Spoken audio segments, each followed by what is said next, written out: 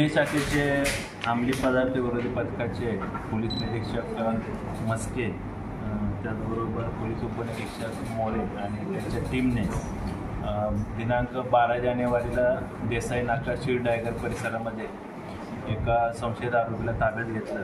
त्याचं नाव आहे John James Francis उर्फ ओना चिडोजी एलिझबेथ,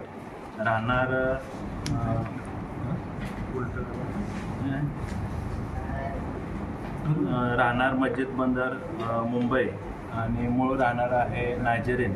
त्याच्या ताब्यामध्ये आपल्याला देसाई नाकेला एकूण 661 ग्रॅम MD अंमली पदार्थ मिळून आला। त्याची किंमत सुमारे 66,18,000 रुपयाच्या जवळपास आहे।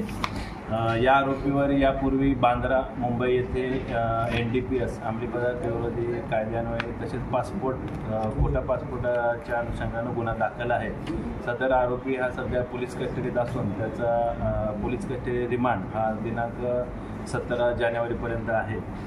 सदर गुन्ह्यामध्ये या आरोपीनं अंमली पदार्थ कुठून आणले, त्याचबरोबर या गुन्ह्यामध्ये त्याच्यासोबत आणखीन कोण सहभागी आहे, कोण आरोपींचा याच्यामध्ये सहभाग आहे आणि इथं ठाणे परिसरामध्ये किंवा शीळ डायगर परिसरामध्ये तो अंमली पदार्थ तो कुणाला विकणार होता किंवा कुणाला पुढे सप्लाय करणार होता, देणार होता, त्या अनुषंगानं पोलीस